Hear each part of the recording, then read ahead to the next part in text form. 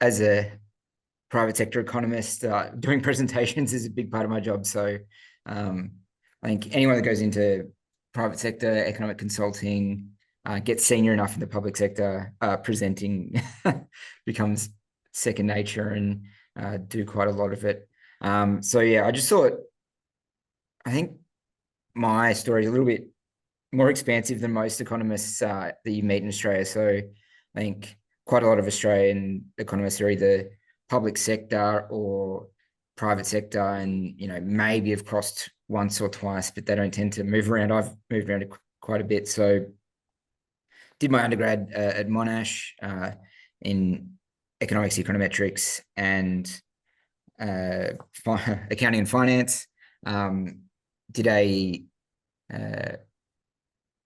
I can't remember what they call it now, like an internship at the ABS, where I was in their methodology team. They paid for my honours year at undergrad level.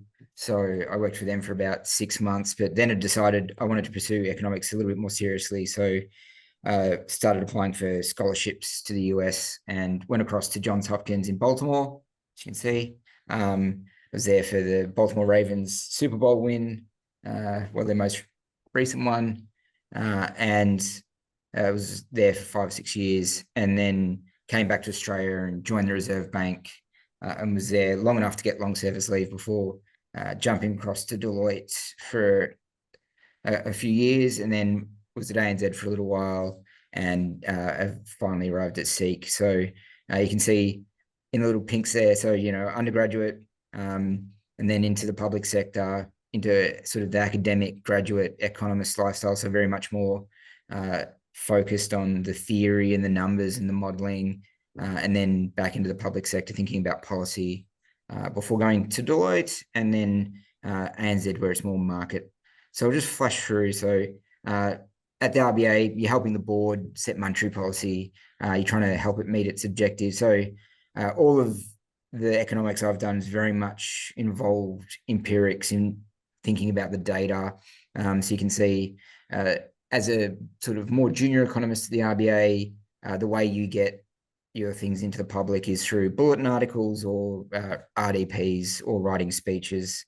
For the more senior staff, you don't tend to do much of your own analysis getting out there, unless it's through those sort of 3 channels. And so at my time at the RBA, you can see I contributed to a few bulletin articles there.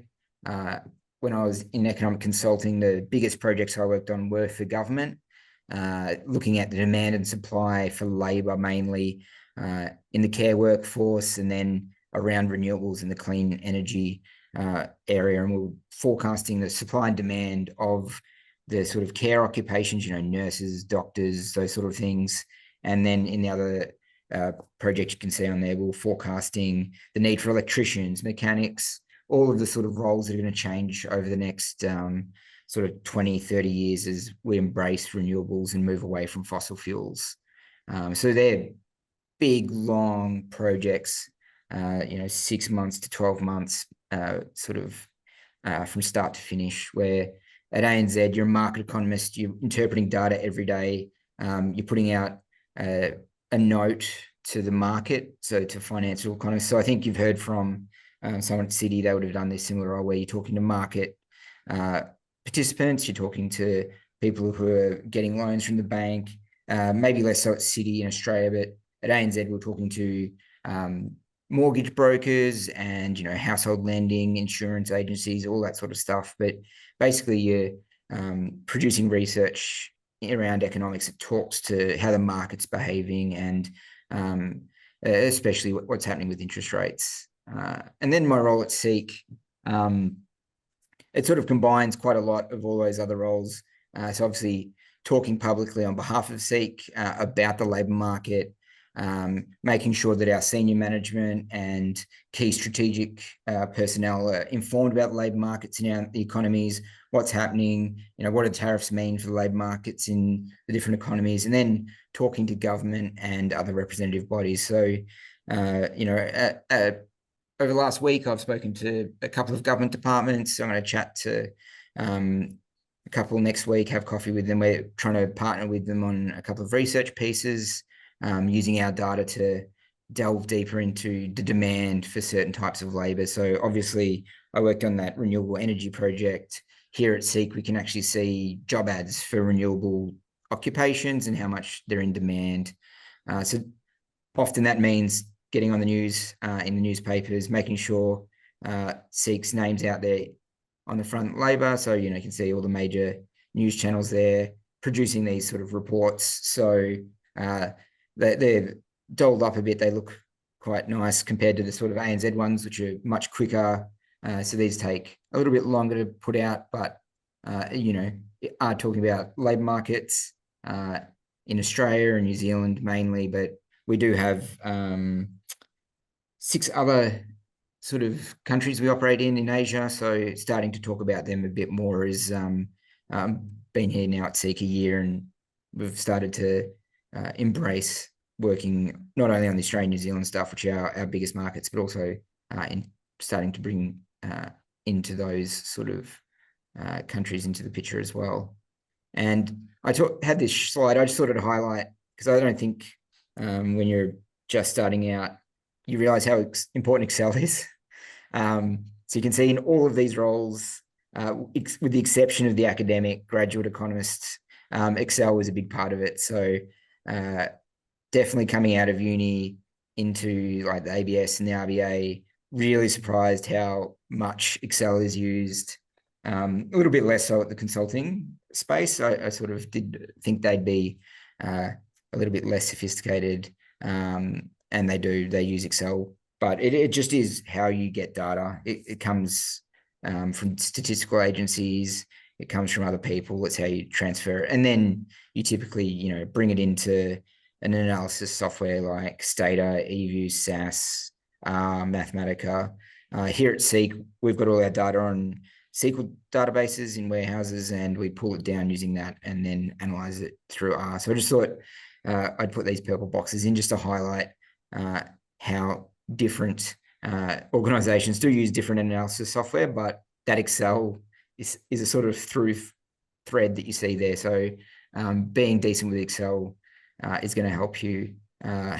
Being economists, unfortunately, you have to deal with it. So I think that's just a quick wrap up of my sort of career so far. But yeah, now I'm happy to sort of take questions and talk a little bit more in depth about those sort of things I've done as an economist and what I produce now and how the economy is going. All right, so are there any questions?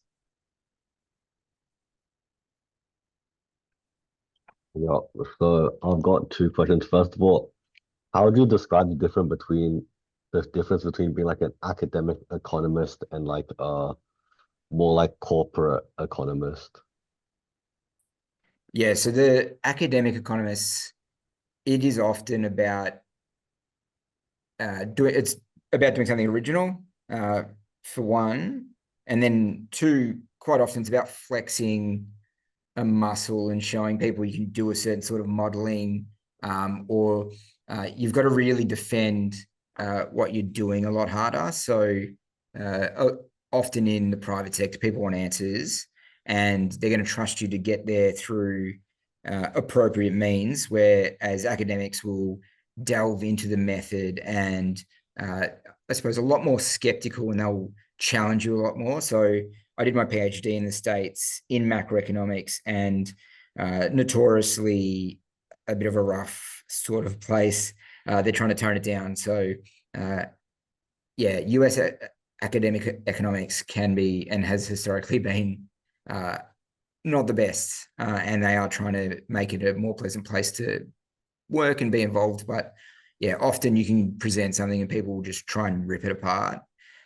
In the private sector, you get challenged, but it's not people delving super deep. It's people asking questions to understand you haven't missed something and you considered all the options. They're not trying to like smash the methodology you've used. They're more about like, oh, you've used this method. Did you think about, Trump's decision on tariffs? Is that impacted in your numbers? Things like that, where, an academic setting, they'd be more like, oh, that modeling you've used is inappropriate because X and Y, have you tested the normality of the data? And they're much more about, have you ticked off all the key assumptions to make sure you're using the correct methodology? In the private sector, it's more like, we're going to trust you to go down the appropriate route, and we're going to make sure that you've considered everything that we think should be considered. So they're challenging in different ways, but academics do it in a more blunt way and are much more focused on the detail than, the outcome. Yeah, my next question is about the labor market right now. So based off like analysts like the internet and stuff, the labor market seems to be like shrinking right now, especially like graduate level positions like in Australia and globally. Is that like AI or like just because we're in like a downturn and companies are putting off hiring, or it could be like tariffs or like just that sort of thing in general? Yeah, so that's out there in the zeitgeist. I think it's very much coming from the US. When we look on Seek for ads for graduates, the drop off hasn't been as big as if you're reading about the US, it would have you believe. It's definitely been a bit, but it's very much more about the cycle. So you go and look at graduate job ads in New Zealand, and they're well down, and that's because they've been in a recession and their labour market's pulling back. So I think in New Zealand, it reflects the cycle. Here, graduate job ads around where they were sort of pre-COVID. It's not like they've dropped away massively. So I think if it was AI driven, you would have seen a bigger decline. Our labour market's normalising, and I think a lot of people have forgotten that, what we've seen since, 21, 22, 23, even 24 is not normal. It's pretty extraordinary. I think when I arrived at Seek, people were like, oh, job ads are falling, job ads are falling. And I'm like, yeah, we were never going to be able to sustain what we saw in 23. That was a economy growing from a slump. You had 3% employment growth. Average employment growth in Australia is 1.8, 1.9. And so we've got to get back to normal. And that's what's happening with everything. So when you look at and I'm about to put out a piece actually this week, looking at recruitment intensity. And one of the measures we look at is how much level of qualification or experience do hirers want. And we saw that really go away. So the number of job ads stating no experience in the last 2 or 3 years jumped. And now it's just trending back to normal. And I think graduates' roles are similar to that. They jumped and now they're just trending back to normal because people aren't as sort of short-staffed. They're not as certain about the future. So you talked about the tariffs. I think there's a lot of uncertainty at the moment around tariffs and AI, and no one wants to hire someone just to fire them in 6 months. So I think there's a lot of people sort of on pause at the moment. They're like, I want to see how tariffs are going to turn out in the sort of medium term, and then how is AI going to play out at least over the next 6 to 12 months, because there's a lot of hype and the reality for most organizations isn't clear yet. So I think there is a bit of a hesitation that might be just leading to people reducing hiring a little as well. But I think most of it is just the return, the normalization of the labor market at the moment. Yep, thank you.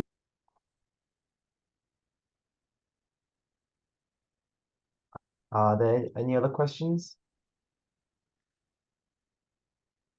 Oh, yeah, Kanisha? So, when I guess getting an entry-level job in the economics sector, what would you recommend that we could do on like a year 10, 11, 12 level, like besides academics? Yeah, so I think getting some work experience within an economic sort of organization and working with someone for a little while and getting an understanding of it. So at ANZ, we had some work experience kids come in for a week or two, and they got to see what people were doing, what different sorts of strategists were doing, what different finance guys were doing. So I suppose the thing about economics is it is not just a pathway to become an economist. So our CFO here at SEEK, she studied economics at university.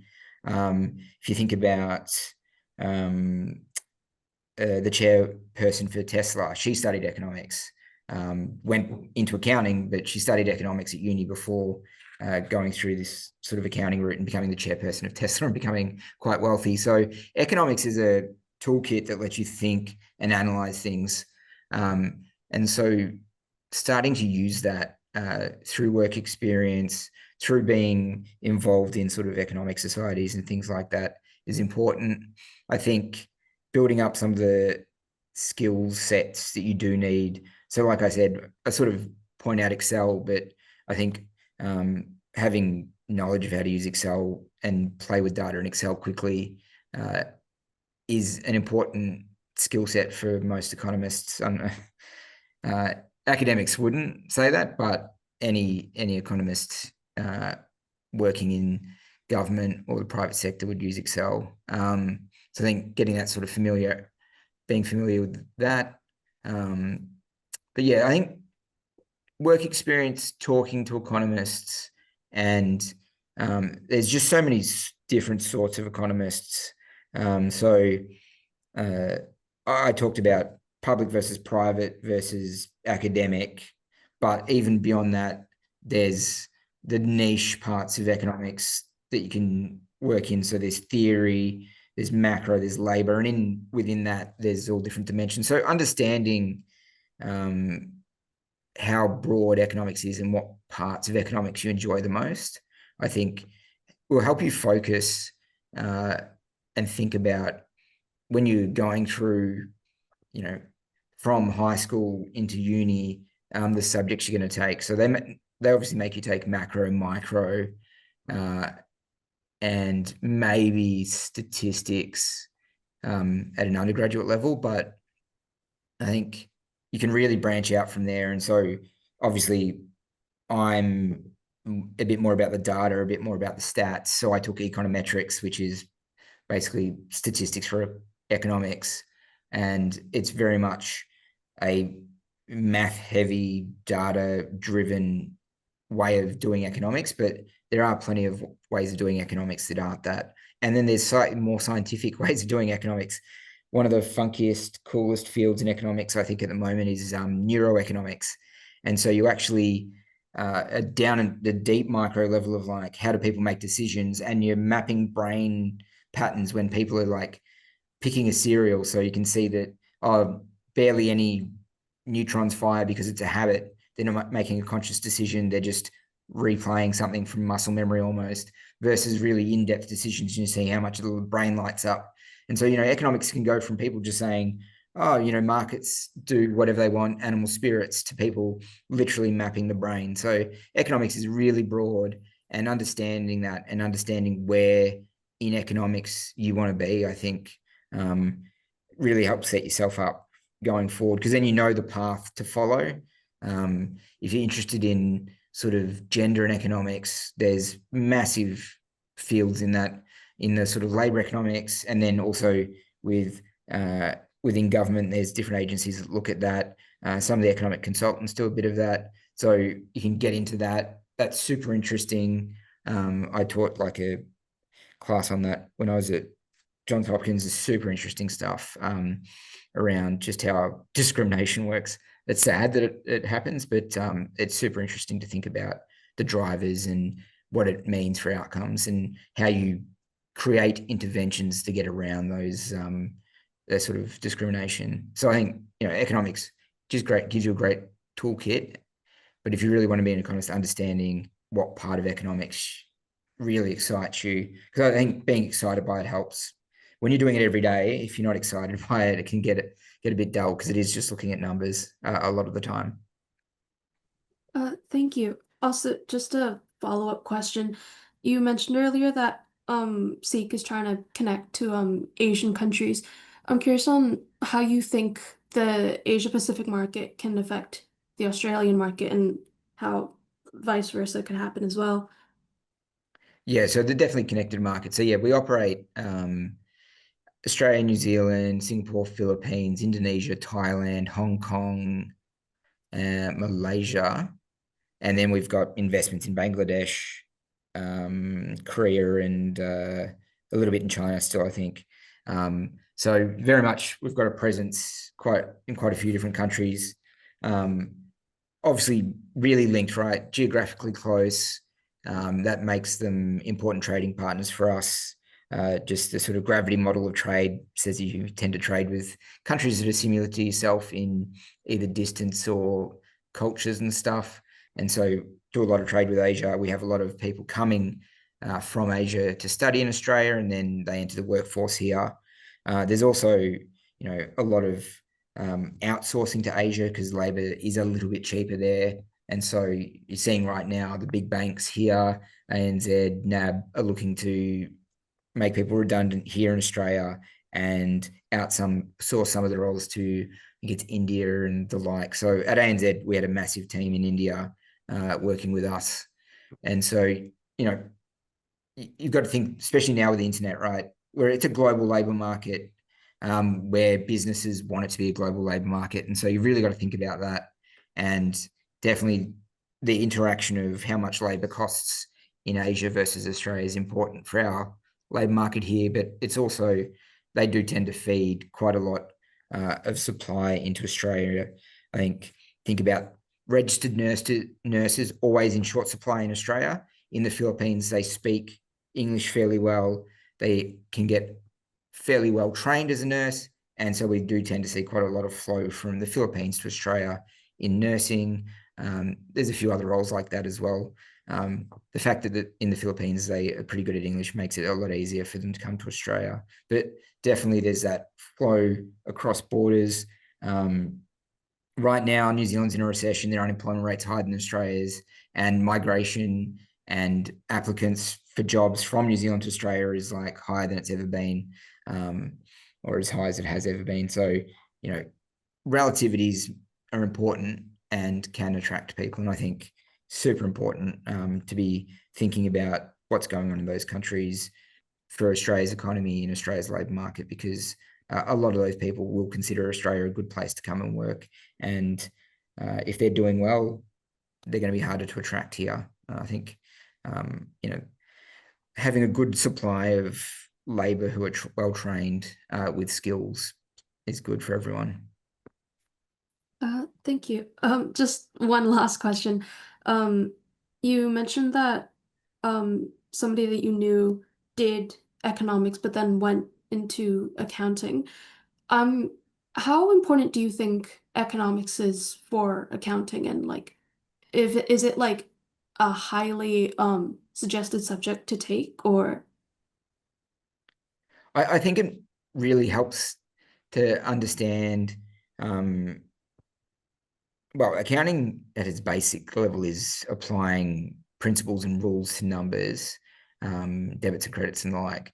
But understanding why those are going on, I think economics can help with that. So, like was mentioned, I've got an accounting degree, but really, if you think about national accounts, which is the macro, it's exports, imports, demand, supply across countries, government spending, investment, savings. The national accounts are literally accounting exercises. So one of the bulletin articles I think I showed was on capital flows, and it's literally, you're debiting Australia's account, you're crediting America's account. So economics and accounting can go hand in hand at that sort of level. But even at the micro level, economics is going to teach you about profit maximization, about costs, inputs and outputs, productivity, all of that stuff. And that all feeds through to accounting. You've got to think about how does a business maximize its profits. Economics does that in a very theoretical sense. Accounting will do the debits and credits, the nuts and bolts of it. So I think they go in hand. And I think often a lot of accountants don't have the economic background, and a lot of economists don't have the accounting background, which means they've got to either learn it on the job, or they're just missing that extra bit that helps them think about things in a little bit more detail and a little bit more in depth.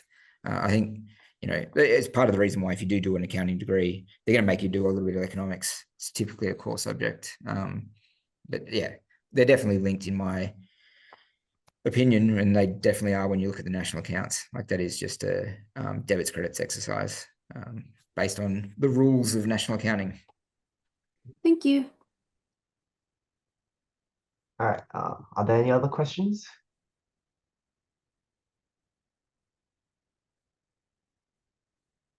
All right, then I'll ask a question myself then. So, what was like the key factor that drove you to, study economics? And so, like, why should students currently study economics and pursue it as a further career? So I think most economists will say you should study economics to become an economist. I'm not necessarily all that set on that. I think you should study economics because it makes you think more deeply about most things and gives you that toolbox to let you analyze stuff in a really sort of rigorous way, either through data or stats or modeling, and makes you think about the assumptions you put behind decisions. So I think economics is just a really great framework for thinking about things. And so at Johns Hopkins, when I was first there, they didn't really have a business school. And so you couldn't study finance, you studied economics. And so a lot of the students I taught now work on Wall Street in New York or for private equity firms or Goldman Sachs and all those big players. And they studied economics because it is just so applicable to that world.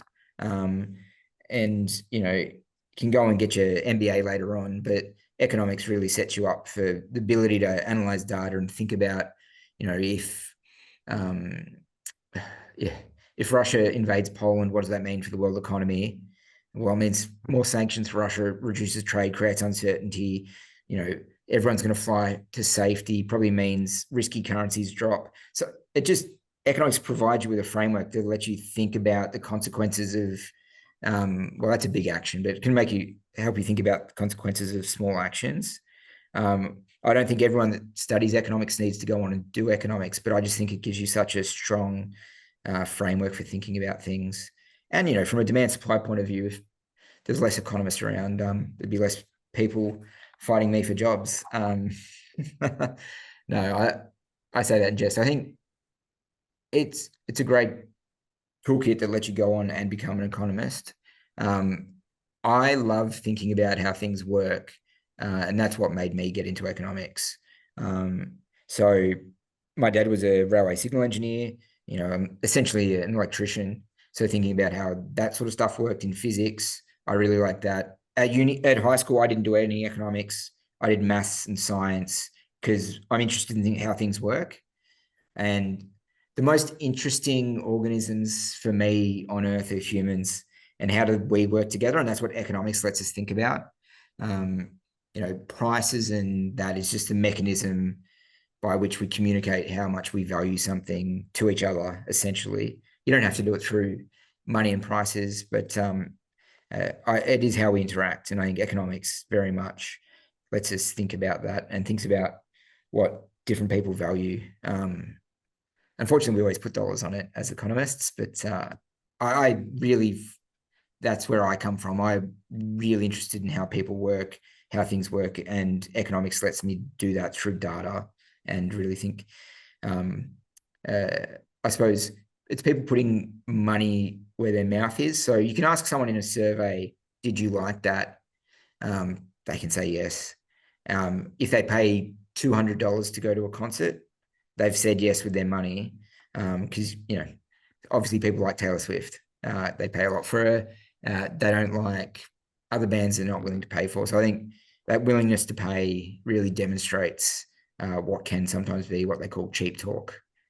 And often I think I see a lot of surveys and I'm like, yeah, that's just someone being nice to the surveyor. If you actually had to ask them to put some money up, they mightn't have. So yeah, I think economics really lets us see how people think and interact, and that's what I really like about it. And I think if you're interested in that, it's just a great framework for setting you up for all different sorts of roles. Like our head of pricing here is an economist. He's got a behavioral economics PhD. Like it doesn't mean you have to become an economist. Like I said, our CFO, it's just a great toolbox for setting you up for so many different roles. All right, well, thank you. I think that answers my question pretty well. Do we have any other questions?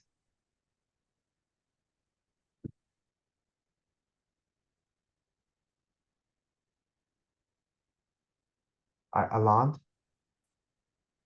My question is, when studying economics in university, is there more like is it more theoretical or like are there like practical experiences like analyzing data sets? Yeah, so I think it really depends, like I was saying earlier, about what part of economics you like and choosing that sort of path within your studies. So econometrics, depending on which part, can be applied or it can be very theoretical. Thinking about, the distributions and significance of things statistically, or you can just be analyzing data sets and thinking about what models you use to analyze data sets. Economics, there's always a little bit of theory. That's sort of the point. You want to take the theory to the data and test it. So you either start with the data and you see something, create a theory and test it with the data, or you've got the theory and you test it with the data. So economics is very much about wanting to explain stuff. So you need to marry the data with some sort of theory. So here at Seek, a lot of my work is based around the beverage curve, which is the relationship between the unemployment rate and the vacancy rate, obviously very applicable to Seek.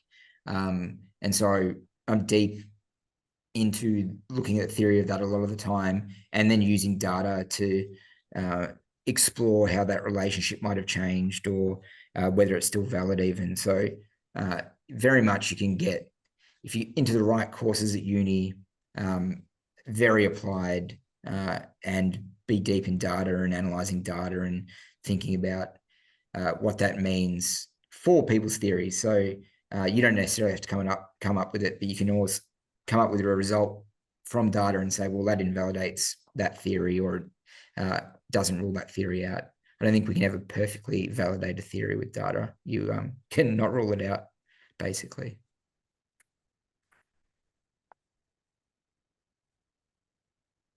Yeah, awesome. Any other questions?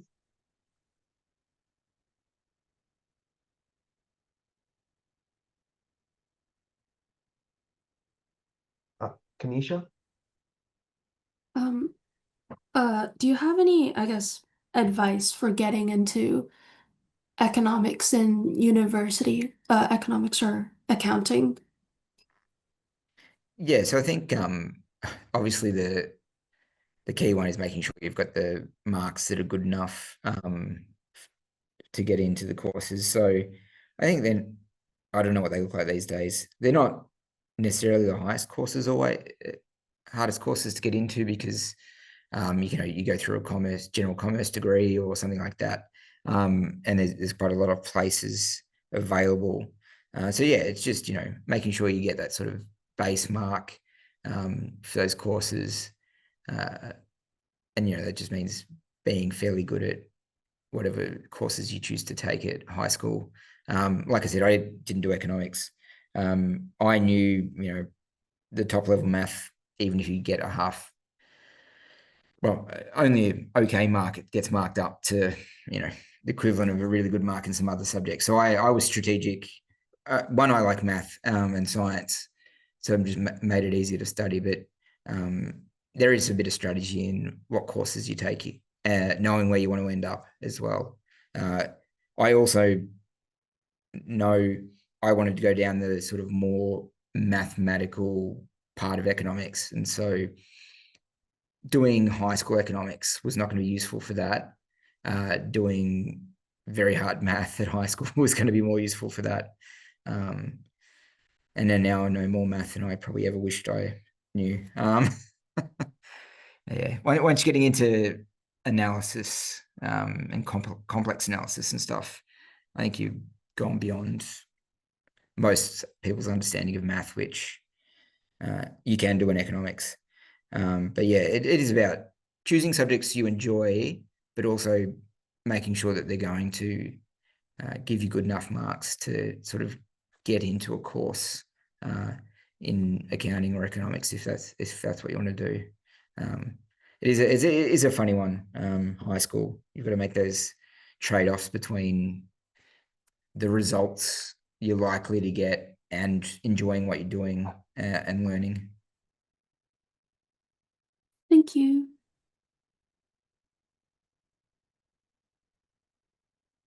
Any other questions?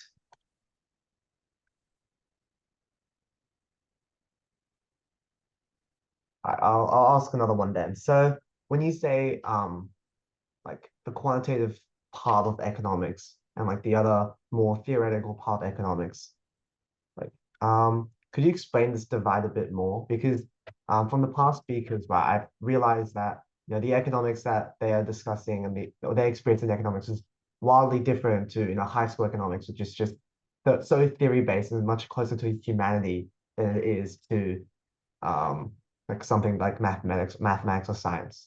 So yeah. Yeah, I think it's interesting. Very much, I always look at the high school syllabus for economics and be like, are we setting people up to understand what economics is about and what it can give them?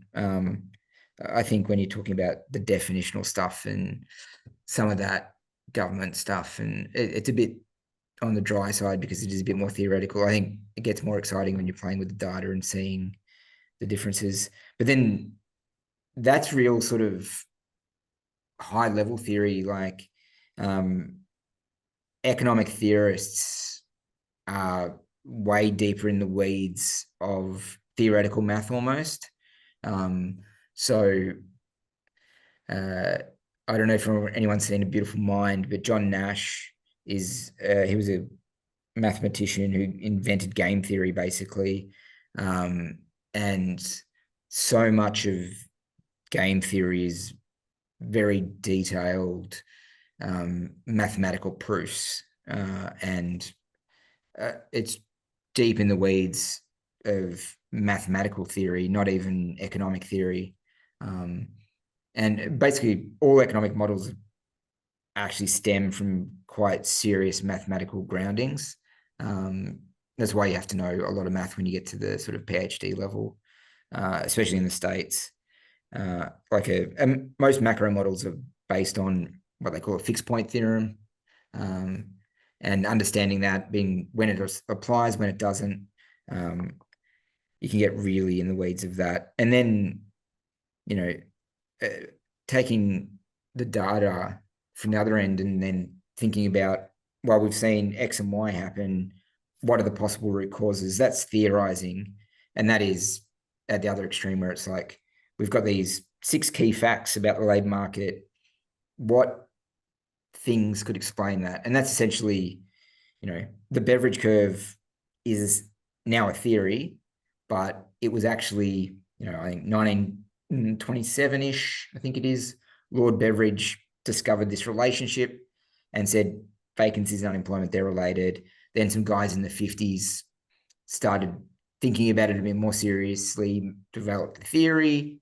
And then in the 80s, the theory got really hardcore around what was an empirical finding from like the 1920s. So you can build up from math, or you can look at the data and theorize, and then it comes together. And some people choose to just hang out in the theory end. Some people hang out the data end, and then, there's a few people in the middle. So there's a really wide spectrum when it comes to theory and data and, the empirical analysis in economics. And I think at high school, you get that sort of, it's sort of roughly, it's a fairly high level theoretical framework that you're getting. But some of those frameworks are just how, especially the macro frameworks you're getting, are probably how I think about things in the first step anyway. GDP equals, C plus I plus G plus net exports. Like that is, I think I missed something, no. That's just how you start. Yeah. Mm. Thank you. No worries. I think there's a question from Long, which you Yep. put in the chat. It's are there any books you would recommend for understanding economics? Oh. So many, but they're all aimed probably way above even my head most of the time. They get really niche. Like if you really care about, like, I don't know how hard it is to read, but Keynes's general theory, it has no charts, no math, but really talks about quite a lot of what's important in economics. Yeah, so I don't know if you guys have learned about John Maynard Keynes, super influential economist. I think his book, it's old school, written a long time ago, but is really very sort of foundational for a lot of what economics is today in terms of the thinking. And then I don't know, there's stuff like Freakonomics, and they seem a bit trivial in the way they're presented, but they're interesting, and it shows you, so especially for economics, how broad economics can be in terms of how it can approach different problems. Like how they align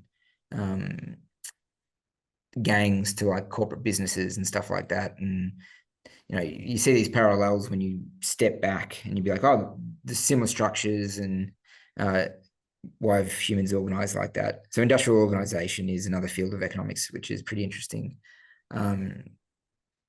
Yeah, it's been a long time since I read the general theory, but that's it's a good book.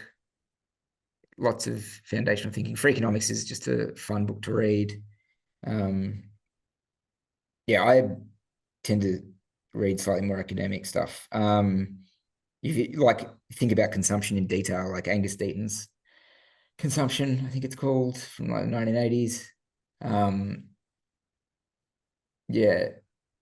What I don't do is read books all that often. Now, what I do now is there's working papers from a lot of different institutions, and I'll just skim the abstracts of working papers to see what they did and what their findings are, and if they're interesting, I'll go further. So the NBER working papers series is a good one to see what the latest things economists are doing. And yeah, I mean, you have to be a bit skeptical because those things haven't been peer reviewed and checked, but definitely can be interesting for the latest in economics. Financial side of economics. Yeah. I did teach financial econometrics at one point. I don't tend to read finance. I read the AFR every day, just to get news. In terms of books, they're always interesting. So I think on forecasting, thinking fast, thinking slow, the super forecasters, they're not finance, but interesting for thinking about how you forecast in finance, because they talk about appropriate ways to forecast in general. But yeah, finance isn't, even though I was a market economist thinking about the implications of economics for finance, not super financy.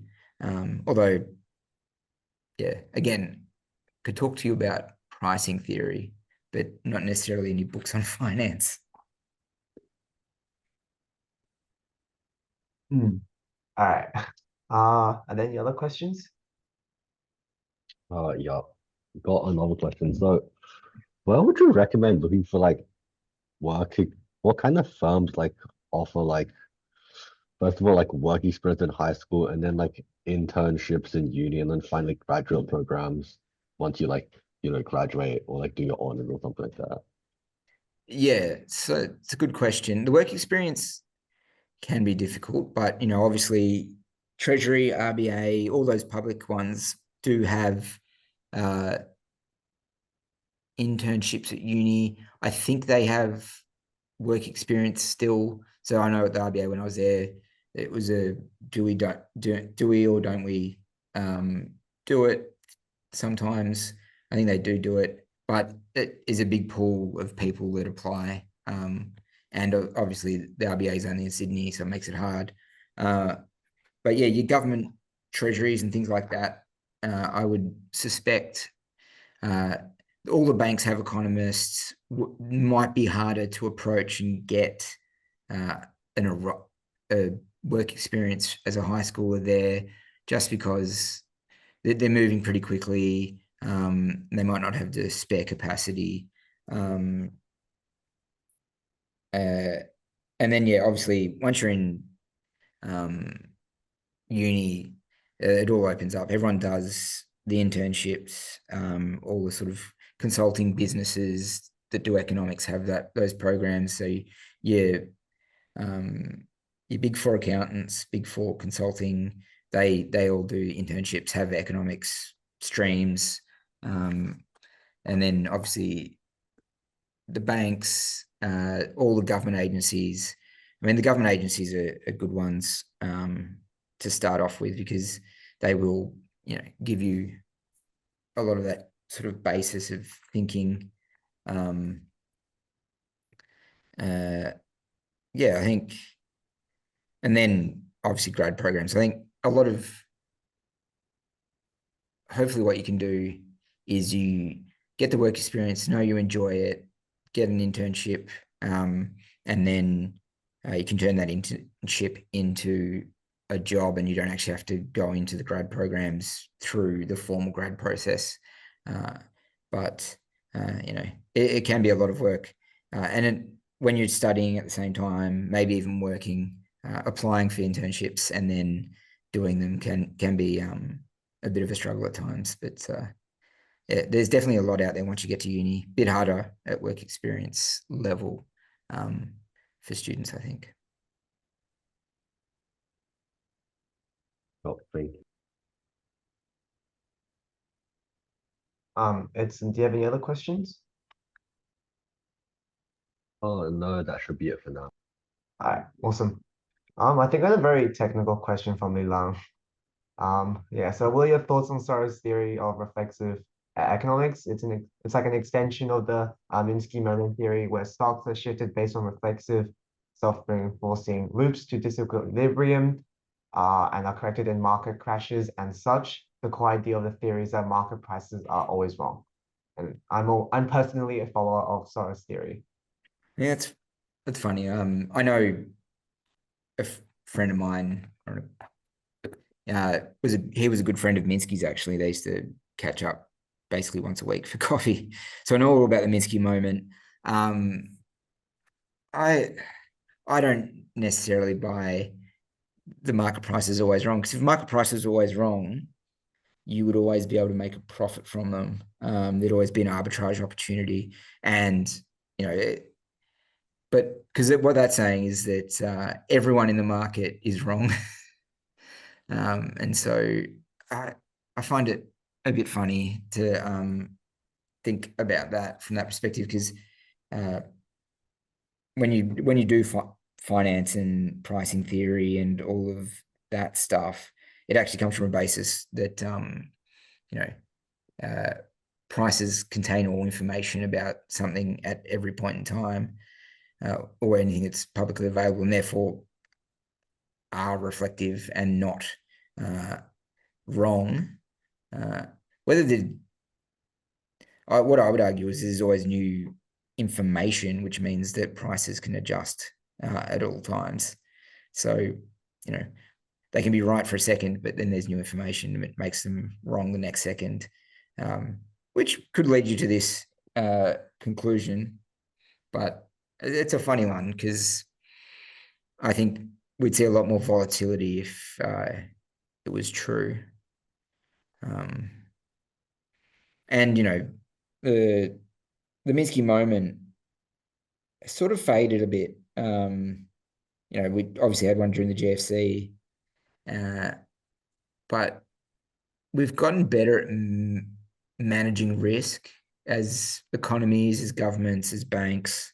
And so we don't let people leverage up to the point of craziness necessarily. And then you don't get that. So it goes back to Schumpeter's creative destruction, where you've leveraged up, you crash, you get creative destruction. Basically, you had the GFC, but you did have for about 2 decades not much going on in terms of volatility, really, in the major markets. So, yeah, you're always going to get market corrections because they can get excited one way or the other, but I don't think they're always wrong.